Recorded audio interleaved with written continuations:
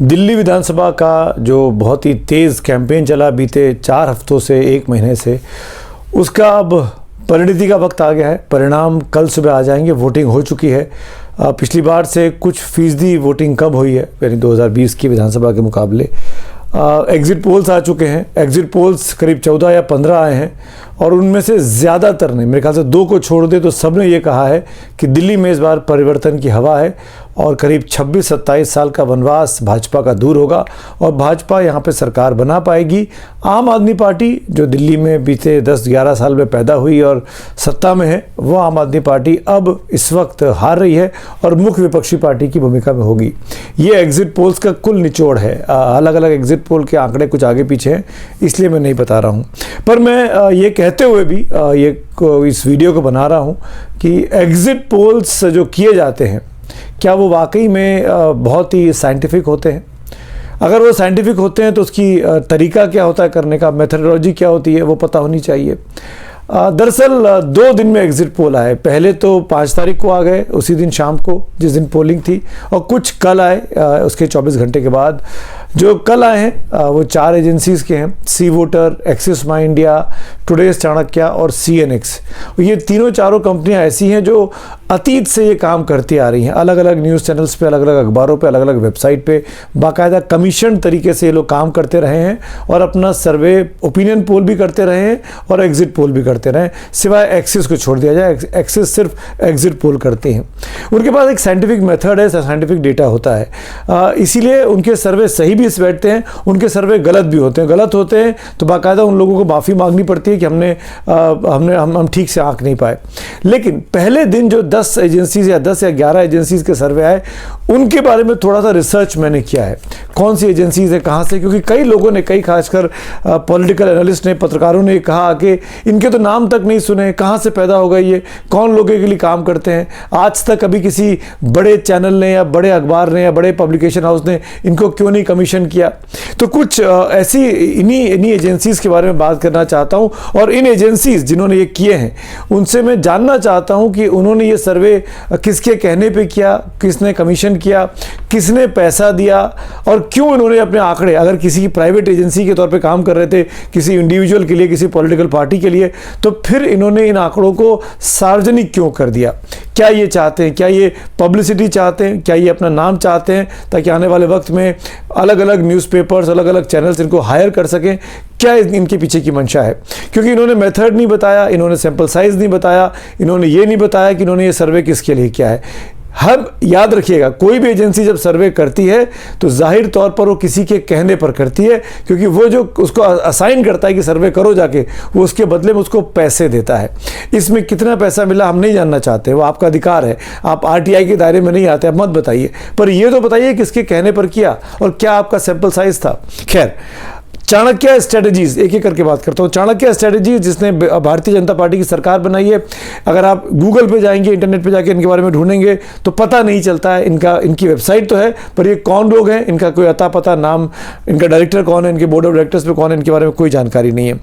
अगला है मेटराइज करीब 10 साल पुरानी ये कंपनी है। ये पहले भी करती रही है और इस बार भी इनका एग्जिट पोल में बिल्कुल कांटे का मुकाबला दिख रहा है। एक को 35 दे रहे हैं, एक को 37 दे रहे हैं, मतलब रेंज ऐसी दे रहे हैं। तो इसमें शक होता है कि आप ये क्या सर्वे कर रहे थे या क्या कर रहे थे, मतलब आपने कंफ्यूजन क्लियर करने की बजाय और कंफ्यूज कर दिया।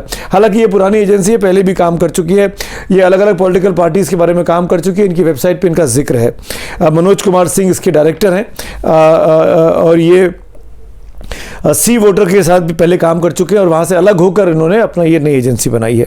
एक और एजेंसी है पी मार्क, अनिमेश पांडे साहब इनके डायरेक्टर हैं।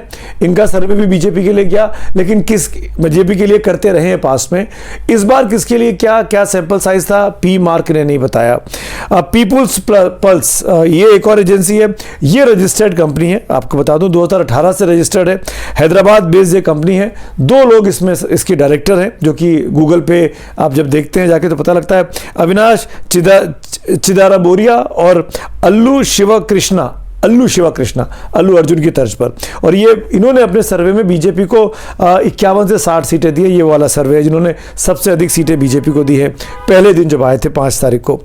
इसके साथ अब ये अल्लू शिवा कृष्णा का जब नाम आ गया है तो मैं एक और एजेंसी का जिक्र यहाँ करना चाहूँगा, क्योंकि एक रिसर्च करने में इनका नाम एक और जगह निकला, इनके जैसा नाम, और वो कंपनी थी, माफ़ करिएगा, माइंड ब्रिंक कंपनी है।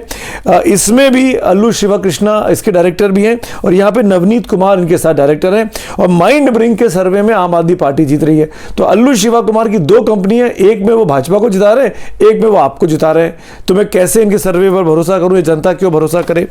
पीपुल्स इंसाइट एक और एजेंसी है, इसकी संदीप और निखिल गुप्ता इसके डायरेक्टर हैं।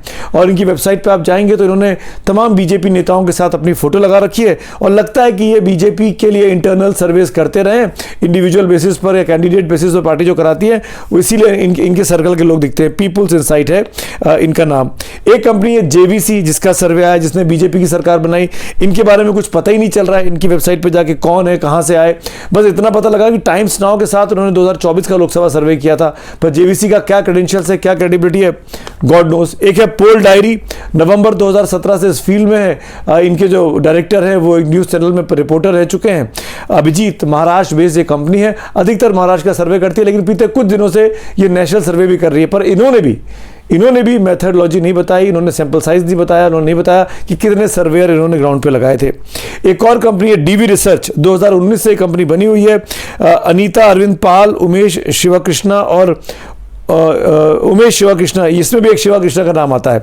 अब ये अल्लू और उमेश में क्या संबंध है मुझे नहीं पता, पर ये भी हैदराबाद बेस्ड कंपनी है डीवी रिसर्च। और इनके इसमें भी ये किसको, मतलब ये भी बीजेपी को जिताते दिखते हैं। एक और कंपनी है वी प्रिसाइड भी ये जो कंपनी है ये भी आम आदमी पार्टी को बहुमत दे रही है। और इसके बारे में भी पता नहीं चलता इनकी वेबसाइट पर जाकर कि ये किसकी कंपनी है, कौन इसका डायरेक्टर है और कहाँ पर इसका रजिस्टर्ड ऑफिस है।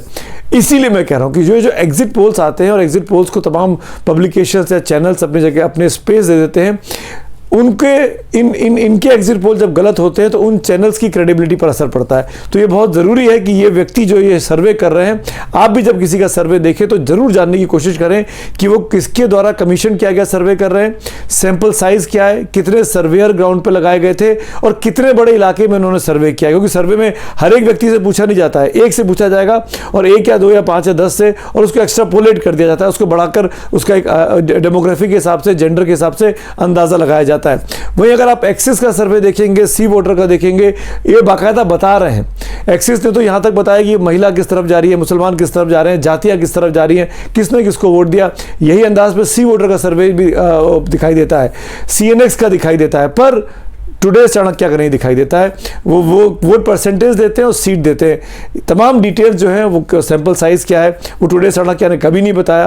टुडे चाणक्य भी लेकिन लगातार उनके सर्वे चर्चा में रहे, कभी सही होने की वजह से, कभी गलत होने की वजह से। इसीलिए मैंने सोचा कि आज का वीडियो बनाया जाए। एग्जिट पोल आ चुके हैं, एग्जिट पोल में आम आदमी पार्टी की सरकार जा रही है, भाजपा की सरकार आ रही है। क्या होगा किसी को नहीं पता है, पर क्या एग्जिट पोल्स को अब इस देश में इसी तरीके से, नॉन साइंटिफिक तरीके से, हिडन तरीके से काम करने का अधिकार इन एजेंसीज के पास होना चाहिए। ये एक बहस का मुद्दा मैं आपके सामने छेड़ के जा रहा हूं।